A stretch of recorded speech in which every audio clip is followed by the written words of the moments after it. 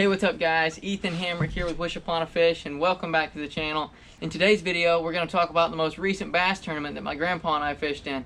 I'm going to show you what baits we used and what tactics we employed to pull off the win. Stay tuned. Alright guys, so this past weekend my grandpa and I fished a club bass tournament on Lake Arbuckle in Frostproof, Florida.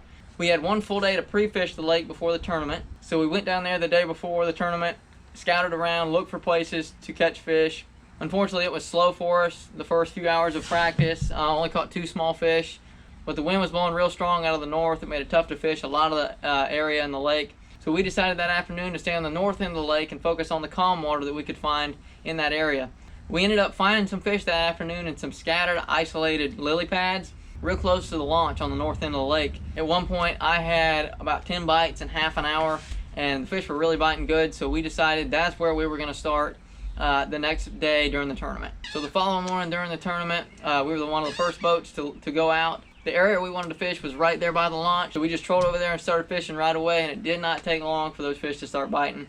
We had a limit by 7:30. So it was a small limit, but we had a limit by 7:30, and just called all day long, caught fish throughout the entire morning, and just improved our bag throughout the morning. Now, we were catching our fish on a couple of different baits. We started out throwing Texas rig soft plastic lizards and Senkos to catch the majority of the fish we caught that morning. We were just simply flipping these baits into and around these lily pad patches, these isolated patches of pads. And I had these soft plastics rigged on a 4/0 flipping hook with a 1/4 ounce tungsten sinker pegged above that hook. And we probably caught the first 20 of our bass that day just flipping a Senko and a soft plastic lizard in and around those lily pads. We were using Zoom lizards and Yum dingers were the baits we were using. And the 2 color patterns we were catching most of our fish on was June bug and black and blue. Those 2 colors were getting the most bites for us. The water in Lake Arbuckle is pretty dark, and I've mentioned in some of my other videos, in dark water I like to stick with dark colors because those fish can pick up on the bait better because it provides a bigger silhouette. So those darker colors were producing the most bites for us. Now around 1 o'clock we only had about 10 or 12 pounds. We knew we needed a couple of big bites, and we couldn't really get any big fish to hit the worms and the lizards we were throwing. So we both picked up a swim jig. My favorite swim jig on the market is a Strike King Tour Grade swim jig, and I always pair it to a Strike King Rage Tail Crawl, which is what is on the back of this right here. So I was just throwing a 3/8 ounce swim jig into those lily pads, letting them fall to the bottom and slowly working them through those pads. Within just over 5 minutes of me picking up this swim jig, I only made a few casts. I made a long cast to an isolated patch of pads and caught a 5.5 pounder on this jig. And at that point, I knew I needed to stick with the swim jig the rest of the day. We only had about an hour and a half left of fishing at that point, but I stuck with the swim jig the remainder of the day. About half an hour later, I caught almost a 6 pounder on the swim jig and another set of pads not far away. And then with about 10 minutes left to go before weigh-in, as we were working our way back toward the launch, I caught 2 more nice fish that helped us upgrade our total weight. One was about 2.5 pounds and the other was about 4.5, both on the swim jig on back-to-back casts in the same clump of lily pads.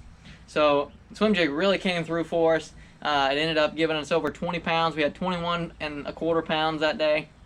Ended up winning the tournament with that bag. Just an awesome day. We caught over 30 fish and had all 3 of those big ones bite after 1 o'clock that day. So the fish were just really biting good. And we never left that one area that we were fishing in on the north end of Lake Arbuckle. It was about a 200-yard stretch of lily pads that we just fished back and forth all day long, and it produced big time for us and got us the win.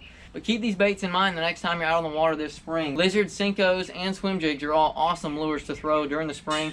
Lizards are great because they imitate real lizards that are trying to eat bass eggs, especially when the bass are up shallow and spawning. These lizards imitate real lizards that are trying to eat bass eggs. So soft plastic lizards are awesome choices this time of year. Also a Senko, you can never go wrong with a Senko.